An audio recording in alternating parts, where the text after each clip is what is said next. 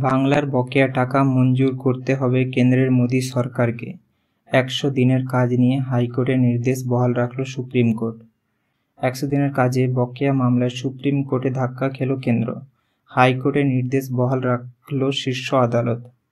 ২০২১ সালের ডিসেম্বর থেকে পশ্চিমবঙ্গের কাজের মজুরি দিচ্ছে না কেন্দ্র। এই অভিযোগ তুলে হাইকোর্টে মামলা করেছিল পশ্চিমবঙ্গ ক্ষেত মজুর সমিতি।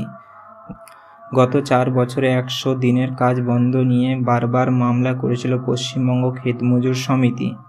গত ৪ বছরে ১০০ দিনের কাজ বন্ধ নিয়ে বারবার সরব হয়েছে পশ্চিমবঙ্গের শাসক দল তৃণমূল।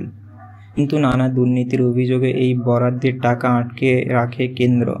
মামলা করা শীর্ষ আদালতে ২৭ তারিখে সুপ্রিম কোর্ট কেন্দ্রের আবেদন খারিজ করে দেয়। বেঞ্চ কেন্দ্রকে পরিষ্কার জানায়, আপনারা মামলা তুলে নেবেন নাকি আমরা খারিজ করে দিব। এরপরই আদালত এই মামলা খারিজ করে দেয়।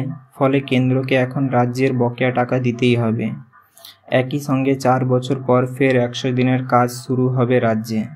এবারে কথা হচ্ছে, কেন্দ্র ১০০ দিনের কাজের টাকা বন্ধ করে রেখেছিল কারণ পশ্চিমবঙ্গে অনেক দুর্নীতি হয়েছে ১০০ দিনের কাজের টাকা নিয়ে।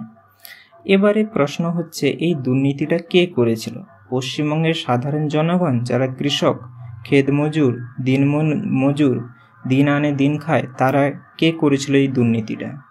যারা করেছিল তারা তাদের কাজ করে যাচ্ছে, তাদের কিছু হচ্ছে না।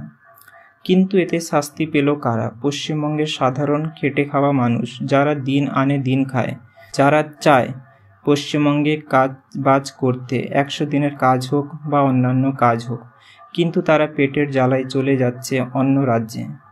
কেন এখানে কাজ নেই, বা কাজ হলেও কাজের ঠিক দাম নেই?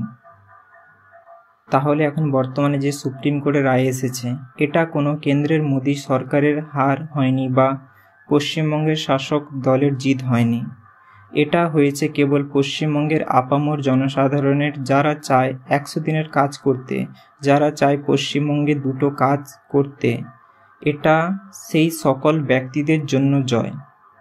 নেতাদের মতন আর্ধেক কাজ করবেন না।